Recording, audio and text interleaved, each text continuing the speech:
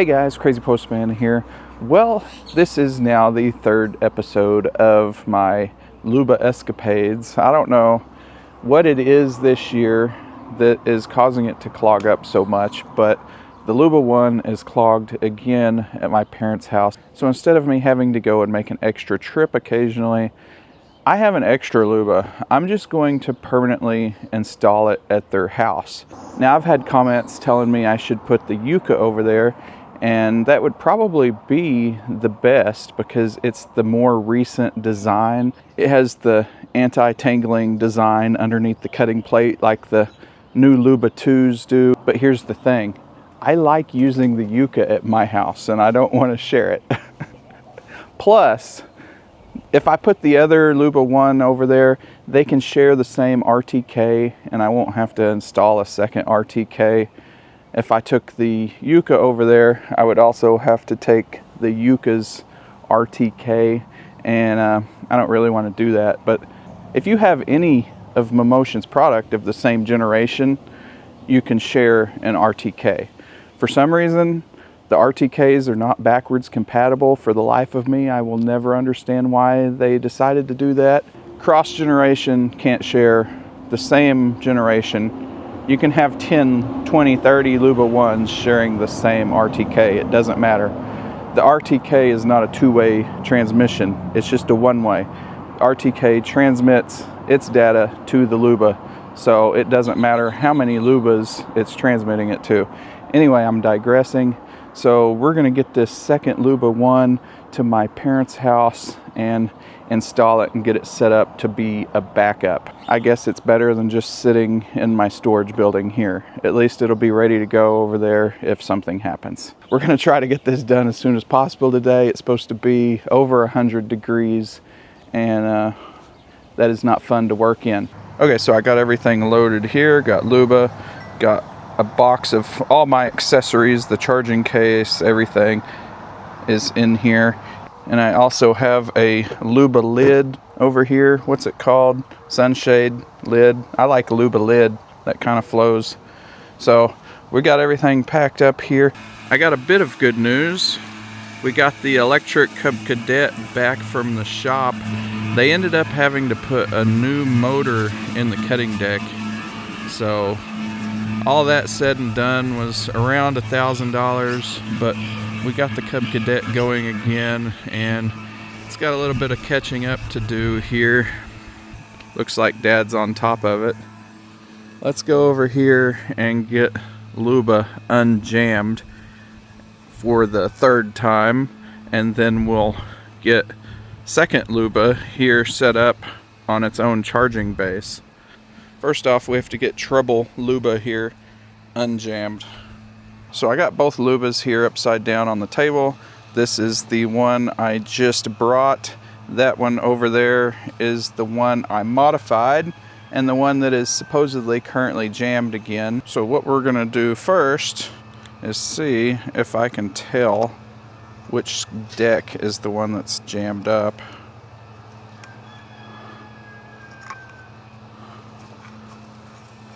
That one spins. Oh, they both spin pretty good. I'm not sure what it's complaining about. Now, my dad did say he was able to reach some of the crap that was underneath and pull it out. So he might have got most of it out by just reaching underneath. But you can see I'm still pulling stuff out of here. So there's stuff trapped under both discs. So I'm going to go ahead and take apart both of these today just to make sure they're perfectly cleaned out and nothing's gonna surprise me when I go back home again. I've had these plates off so many times in the last week or two. Got crap under there. Let's see how this one looks. Yep, got crap under that one too. So that's as good as I can get it with the tools I have at hand. Now, I knew I was coming over here to do this, and I stupidly left my tool at home to take off this nut here. So I still can't get down there underneath here. Now, the best way to clean this out, there's a shaft underneath this nut here in this little piece here. And the best thing you can do is get a little pick and get down there in that shaft and really clean it out, because grass does wind around that shaft and actually go down back in there behind all this covering. So this is what I was talking about here, like removing that little nut so you could get under there and use a little tool to get down in there in that shaft. This video here is from Robot Lawnmowers Australia. I highly recommend everybody subscribe to their channel, because there is a lot of robot lawnmower information come out of that channel. I hope they don't mind me using this little snippet of video. And if you happen to be in Australia, now you know where to go to shop. Let's get back to my video. So I can't actually do that right now. Let's switch over to the other one and see how dirty it is under there. I think while I have these plates off, I'm gonna swap them so it'll get the sharper side of the blade. Oh, that one's clean. Does this have version 2? Nope. That is not a version 2 plate. We're gonna take this off and just see if there's anything behind this protection cover here. Oh look, there was a stick on that. Nope, nothing behind this one. You can tell this is the much older unit because its blades have this kind of screw on them instead of this kind of screw that the new ones come with. You can still see these pecan tree things all over the grass. Oh, wrong button. I really should have brought Yuka out here to sweep up all these things. That probably would have helped. Okay, I'm just gonna send Luba out here to the front yard to mow all this side. So we'll send this guy out on its way. We'll make sure it starts up first, and then we'll figure out where we're gonna install its twin. So most of this kit I'm not even gonna have to open because I don't need currently. I am gonna need accessory kit B because that's the one that the power adapter is in. I don't need the RTK or anything because, like I said, I'm gonna use the RTK that's already installed up there on the corner of the house, if you can see it. So all I really need is the second charging base and the power supply. And I need to figure out where I'm gonna put it. The easiest option would be I could just plant it here on the ground right next to its brother. The next option would be out here. There's a interesting area behind this gate that's not used. It's just a fake gate. We could put it here and it would have its own little driveway. I would probably have to remove these, are probably too much of a bump, but remove that and kind of flatten out the ground there. This could be a good charging area. Here comes Luba around from its first lap of the perimeter. Another place that I was considering is over here. There's kind of a small gap in the bushes over here between these two flower beds.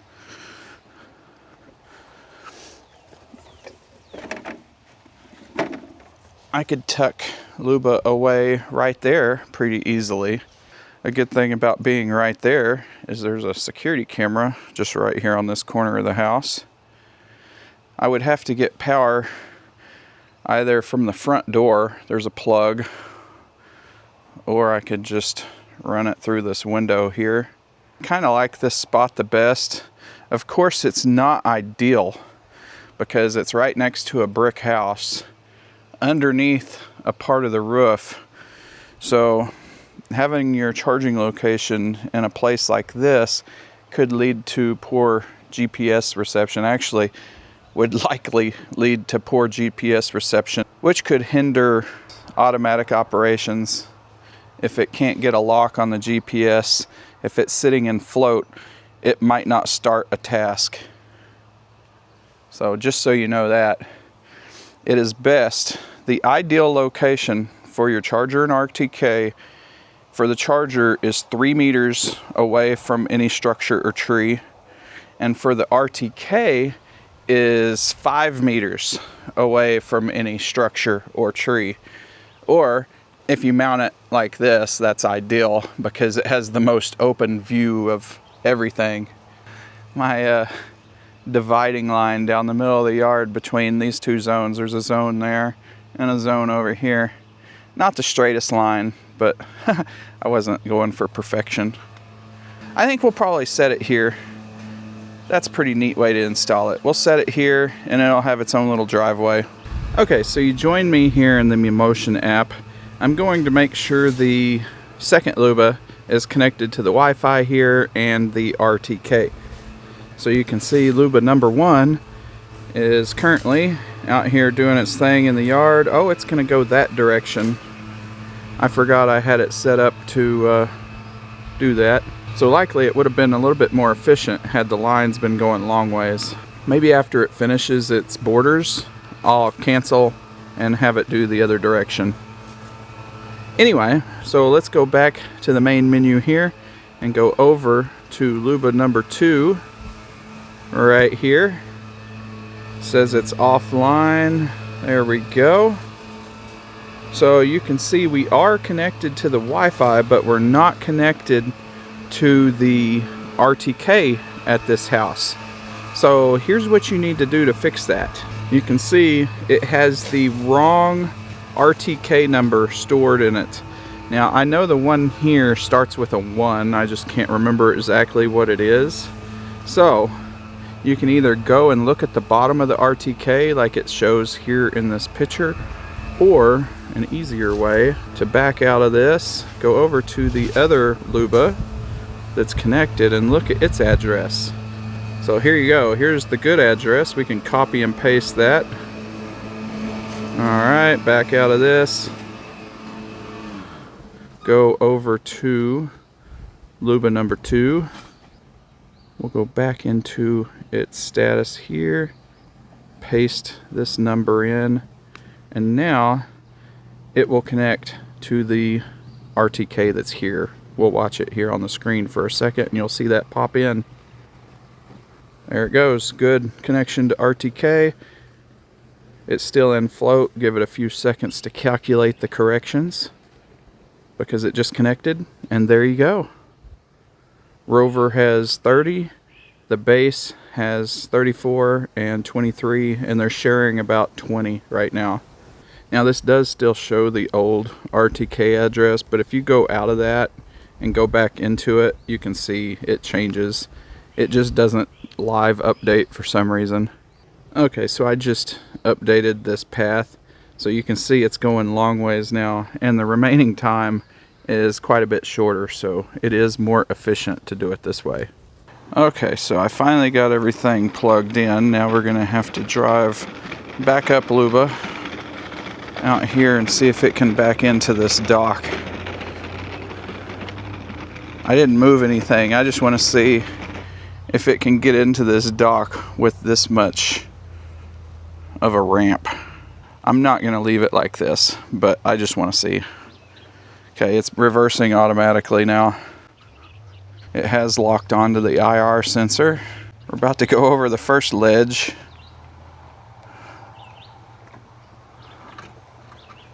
It did bottom out a little bit. It's going to hit the bumper.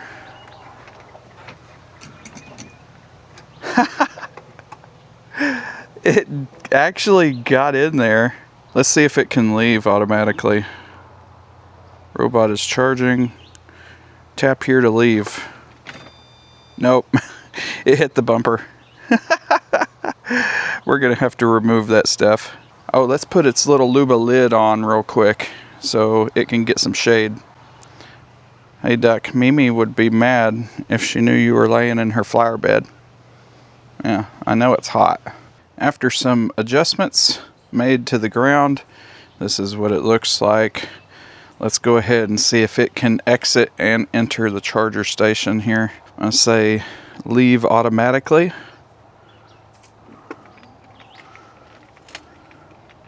Yep. It is able to get out just for grins. Let's return it. Nothing scrapes. It is a nice fit. So now what we need to do is start adding area. I have to pretty much add all the area I can, especially this big front part. And I'm hoping that I will be able to also add this the front part of the backyard.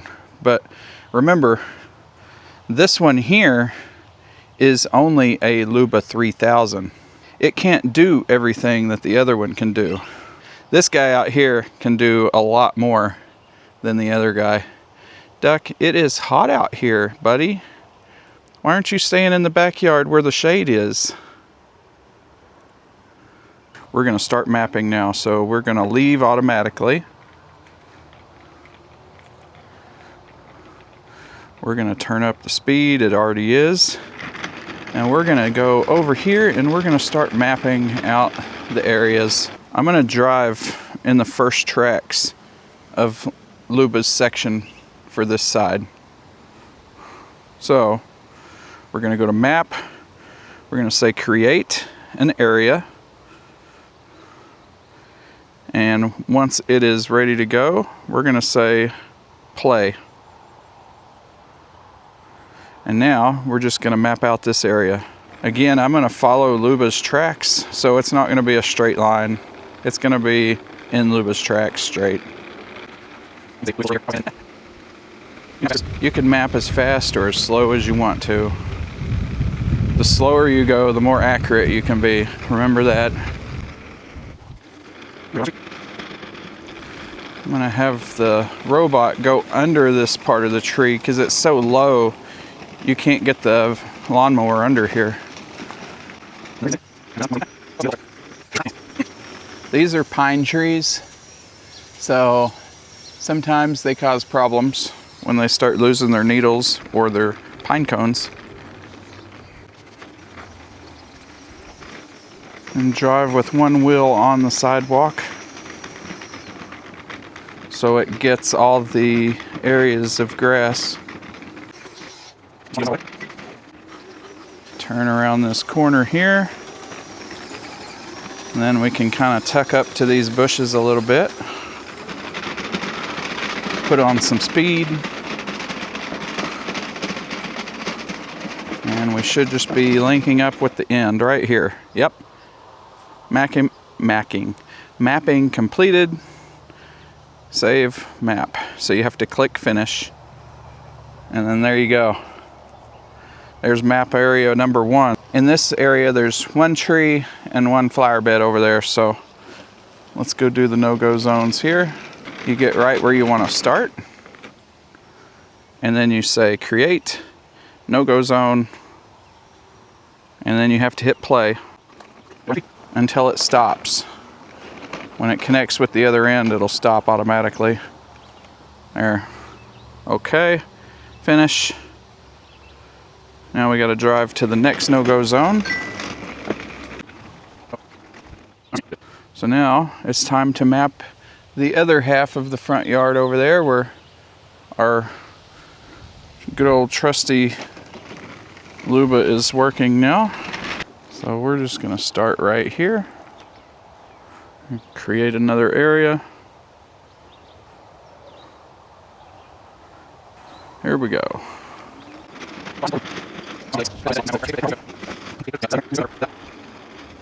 This is the world's smallest no-go zone. You have to zoom way in to see this guy. Tiny little no-go zone. Now remember, this is only a 3000. Let's pause here and see how much this is here. 34,000 square feet.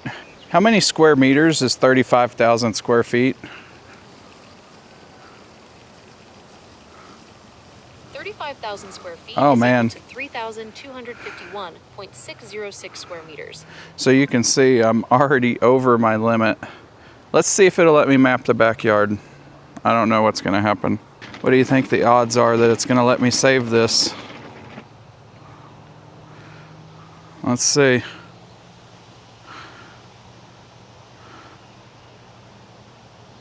Ha! It exceeded the maximum area. So, unfortunately, this Luba here is going to be front yard only. I cannot map any more area in the backyard. That is the sales strategy of Emotion. See, this mower here is identical in every way to that mower over there. The only thing that's different is that the software in that one allows it to mow more.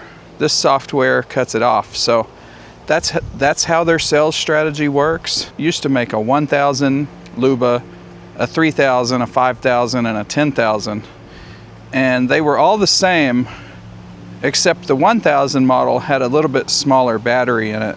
But otherwise, the differences were all just software and price, obviously. But that's their sales strategy on how they recoup their profits from their R&D and manufacturing and everything. There you have it. We're not going to be able to map over here. Let's see if this thing can get home. Since the mowing area touches the charger station outline, it should be able to get in there without me doing anything.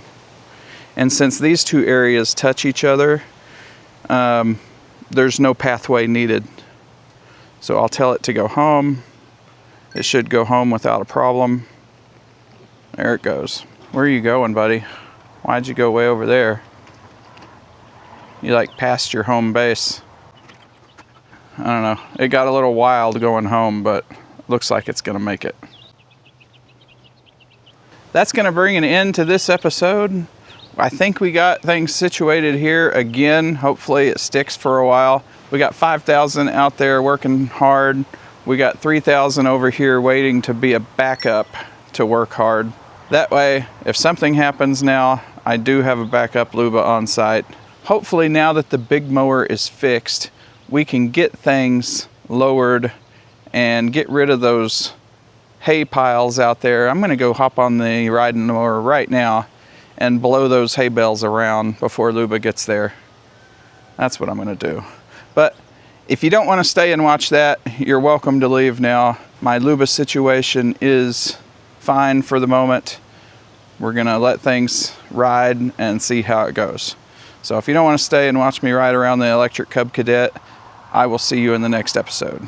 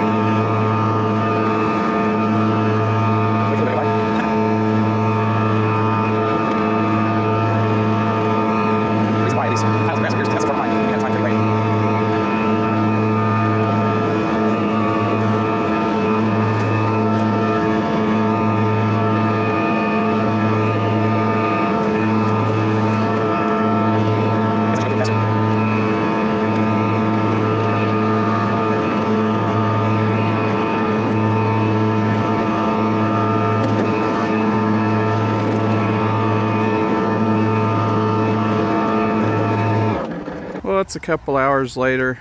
I haven't left yet, so I just wanted to show you I got both of them out here mowing. This guy's mowing the north side of the front yard. This guy over here is still working on this side. You can look out in the yard and see these nice Luba lines. Love it. Thanks for watching this episode. I will see y'all later.